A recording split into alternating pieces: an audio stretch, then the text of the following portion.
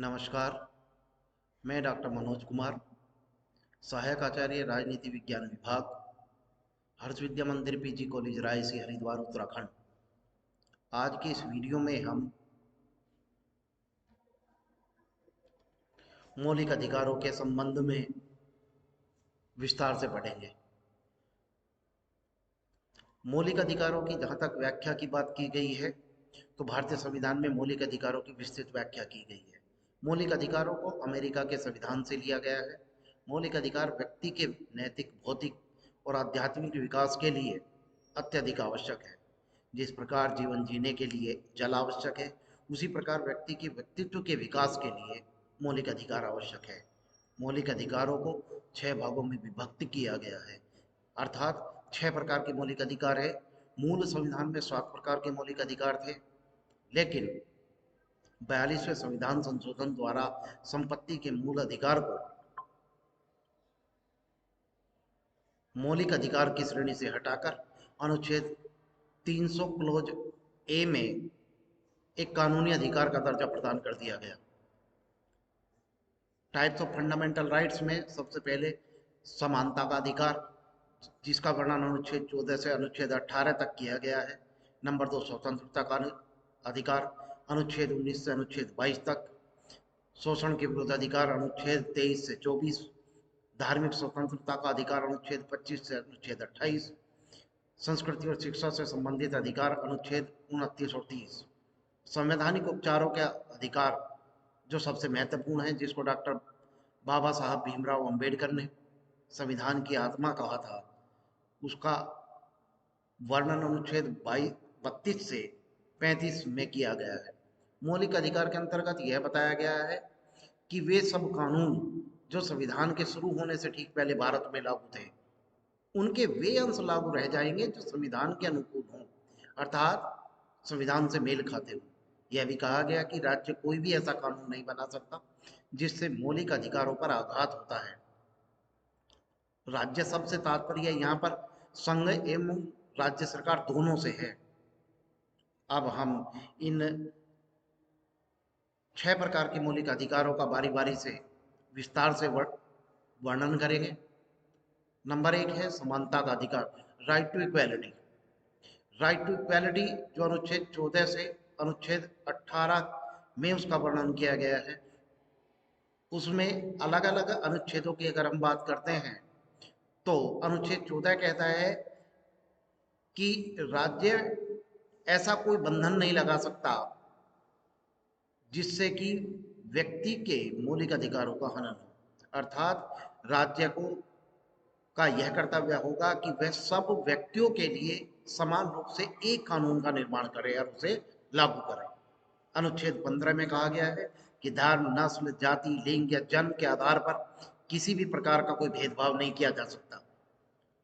अनुच्छेद 16 लोक नियोजन के विषय में अवसर की समानता। इसका तात्पर्य यह है कि सरकारी विभागों में जो नौकरियां निकलती हैं, जो पद सृजित होते हैं, उन पर सबको बराबर अधिकार है।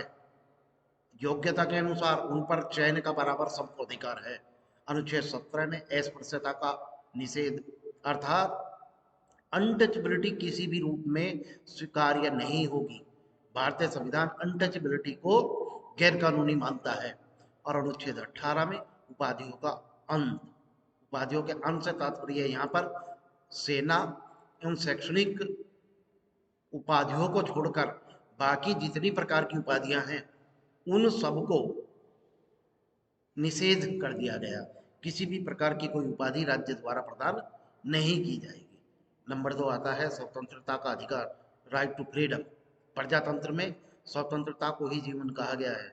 नागरिकों के उत्कर्ष और उत्थान के लिए यह आवश्यक है कि उन्हें लेखन, भाषण तथा अपने भाव व्यक्त करने की स्वतंत्रता दी जाए। उन्हें कम से कम राज्य सरकार द्वारा यह आश्वासन दिया जाए कि उनकी दैनिक स्वतंत्रता का अपहरण नहीं किया जाएगा। इसमें 8 प्रकार की अलग अलग स्वतंत्रताओं का वर्णन किया गया है, जो 19A से शुरू होकर 19F तक जाती है। 19A में भाषण और भाव अभिव्यक्ति की स्वतंत्रता का वर्णन किया गया है। अर्थात व्यक्ति को हर प्रकार का भाषण देने की, अपने भावों को व्यक्त करने की स्वतंत्रता होगी।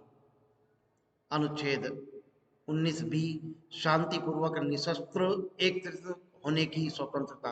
अर्थात कोई धरना, कोई प्रदर्शन, कोई बैठक, कोई सभा आप बिना शस्त्रों के शांतिपूर्वक तरीके से कर सकते हो। राज्य उसमें किसी भी प्रकार की रुकावट पैदा नहीं करेगा। अनुच्छेद 19C संघ या समुदाय या परिषद निर्मित करने की स्वतंत्रता। अर्थात आप किसी भी प्रकार के कोई संगठन का निर्माण कर सकते हो जो संविधान के अनुरूप हो। 19D राज्य के किसी भी कोने में निर्विरोध घूमने की स्वतंत्रता। अर्थात आप पूरे देश में निर्विरोध रूप से घूमने के लिए स्वतंत्र है। किसी भी 19E किसी भी तरह की आजीविका के चयन की स्वतंत्रता। अर्थात आप अपनी जीविका चलाने के लिए किसी भी प्रकार का कोई कार्य कर सकते हैं। 19F अपराधों के लिए दोष सिद्धि के विषय में संरक्षण। अर्थात जब तक व्यक्ति को न्यायालय द्वारा अपराधी घोषित नहीं किया जाता, तब तक उसको दोषी नहीं माना जाएगा।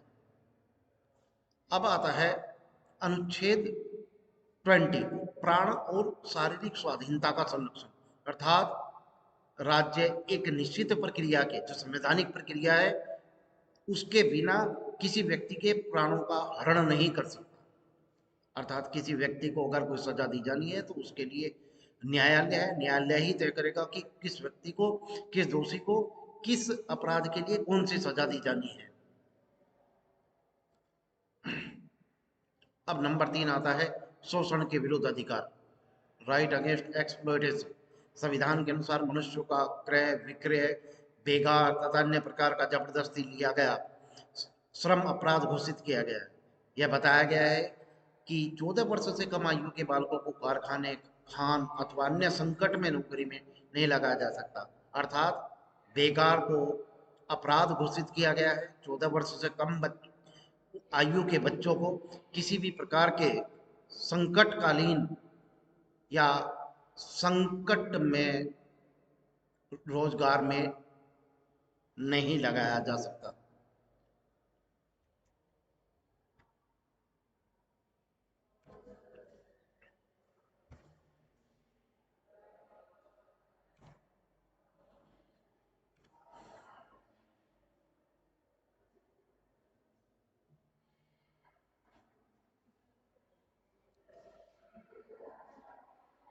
अब बाकी के जो मौलिक अधिकार है उनका वर्णन हम अगली वीडियो में करेंगे।